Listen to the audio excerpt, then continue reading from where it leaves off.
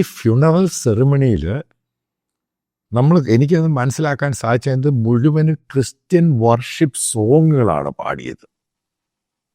ഒരൊറ്റ ലിബറലായിട്ടൊരൊറ്റ വാക്കും മിണ്ടിയില്ല. ഒരക്ഷരം, ഇൻക്ലൂഡിങ് കാൾസൺ ടക്കർ ആണെങ്കിലും American cabinet secretaries, president Trump ആണെങ്കിലും JD വാൻസ് ആണെങ്കിലും എല്ലാവരും, ട്രംപിൻ്റെ മകൻ അതായത് ഡൊണാൾഡ് ട്രംപ് ജൂനിയർ, അവരെല്ലാം കോട്ട് ചെയ്യുന്ന ബൈബിളാണ്. മുഴുവൻ പേരും ബൈബിള് മാത്രം കോട്ട് ചെയ്താണ് പ്രസംഗിച്ചത്.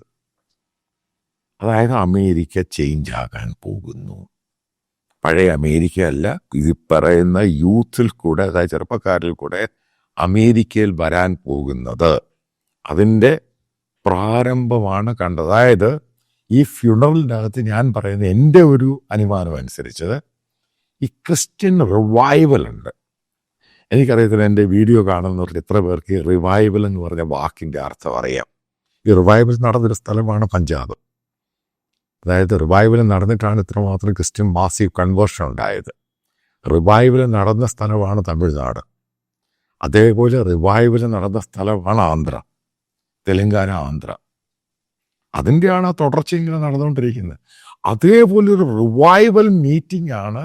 അതായത് നമ്മുടെ നാട്ടിൽ പറയത്തില്ല കൺവെൻഷൻ എന്ന് പറയുന്നത് മുഴുവനും ബിബ്ലിക്കൽ സംഭവങ്ങളും അതാണ് പ്രസംഗിക്കുന്നത്. അത് പാട്ട് പാടുന്നു, ടെസ്റ്റിമണി പറയുന്നു, എങ്ങനെയാണ് ഈ ലോകത്തെപ്പറ്റി അമേരിക്ക കാണുന്നത്, എല്ലാം ബൈബിൾ ത്രൂ ആണ് പറയുന്നത്.